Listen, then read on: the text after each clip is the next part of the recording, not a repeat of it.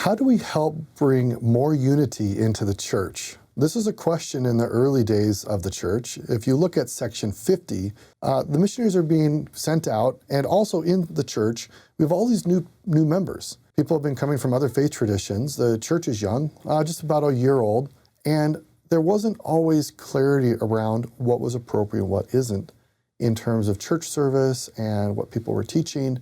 And so Joseph Smith had to receive revelation about how people could detect what was a correct spirit versus that which was false. And let me just share some context. This is from John Whitmer, one of the early church members. And he wrote about what happened in church in some occasions and how it caused a lot of confusion, even contention. He wrote, "Some had visions and could not tell what they saw. Some had fancied it to themselves that they had the sword of Laban and would wield it as an expert, as a light dragoon.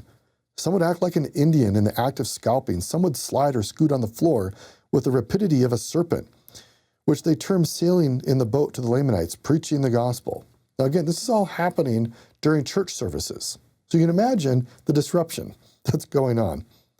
And people are saying, I have the Spirit with me. The Spirit's influencing me to do these things. And some of the saints were a little confused about what is from the Spirit of God and what is not. John Whitmer continues, "Thus the devil blinded the eyes of some good and honest disciples. I write these things to show how ignorant and undiscerning children are and how easy mankind is led astray, notwithstanding the things of God that are written concerning his kingdom."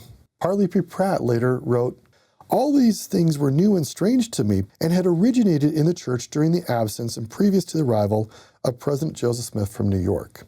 Feeling our weakness and inexperience, and lest we should err in judgment concerning the spiritual phenomena, myself, John Murdoch, and several other elders went to Joseph Smith and asked him to inquire of the Lord concerning these spirits or manifestations. Each sentence of the revelation was uttered slowly and very distinctly, and with a pause between each, sufficiently long for it to be recorded by an ordinary writer in longhand. There never was any hesitation, reviewing or reading back in order to keep the run of the subject." I find that extremely compelling, that Joseph Smith, when he was in tune with God, he would receive direct revelation and could provide it and speak it forth that somebody could just write it out without having to do any editing.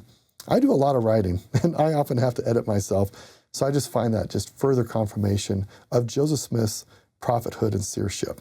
I'd also like to talk about the issue that was going on in the early church about all these different so-called manifestations of the Spirit. The revelations like D&C section 46, section 50, explain what truly is from God and what isn't, and how we can detect things. I'd like to end on Article of Faith 13, which gives us a key for how we can detect what's good and evil in the world. Here's what we believe. We believe in being honest, true, chaste, benevolent, virtuous, and in doing good to all men. Indeed, we may say that we follow the admonition of Paul. We believe all things, we hope all things, we have endured many things, and hope to be able to endure all things. And I'll pause for a moment, and for me, this is one of the most crucial lines in all of Scripture, and an invitation for all of us, I hope, to guide us in our lives. If there's anything virtuous, lovely, or of good report, or praiseworthy, we seek after these things. If you've ever had a question in your life about what is of God and what is of not, this is a beautiful filter that we find in Article of Faith 13. And I believe it ties in quite well with D&C 50 and D&C 46, where God talks about his gifts and what the Spirit really does look like in our lives. And the invitation to all of us is to continue to seek after what is good and praiseworthy and to spread those things so there's light and goodness spread throughout the world.